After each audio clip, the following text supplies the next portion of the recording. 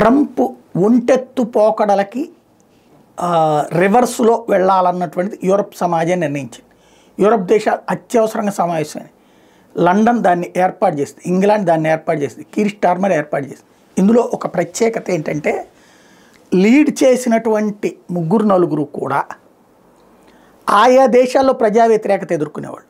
Germany Olaf షోల్ఫ్ కావచ్చు, ఇంగ్లాండ్లో Keir Starmer కావచ్చు, ఫ్రాన్స్లో మేక్రాన్ కావచ్చు, వీళ్ళందరూ కూడా వాళ్ళ దేశాలలో ప్రజల చేతన తిరస్కరించబడుతున్నవాళ్ళు, అధికార పక్షం నుండి మైనస్ అవుతున్నవాళ్ళు. వీళ్ళు ఇప్పుడు హీరోయిజం కావాలి. అక్కడ అంతర్జాతీయంగా ట్రంప్ను ఎదిరించిన ధీరుడు జెలెన్స్కీ, ఆ ధీరుడికి అండగా నిలబడుతున్నటువంటి మహానుభావులు వీళ్ళందరూ అన్నటువంటి కోణాన్ని ప్రొజెక్ట్ చేసుకుంటూ కీర్ స్టార్మర్ని ఇవాళ ఎన్నికలు జరిగితే దించేయాలన్నటువంటి రూట్లో బ్రిటన్లో ఉన్నారు. ఫ్రాన్స్లో ఆల్రెడీ బలం పడిపోయింది అతనికి. ఇటు జర్మనీలో ఓడేపోయాడు, 3వ స్థానానికే వచ్చేసాడు. ఇట్లాంటి వాళ్ళందరూ ఒక్కటై కూర్చుని ఇప్పుడు శుద్ధులు చెప్తారనమాట ప్రపంచానికి. ఏంటయ్యా అంటే శాంతి చర్చలలో వీళ్ళు పాత్రదారులు అయి ఉండాలి, భాగస్వాములు అయి ఉండాలి.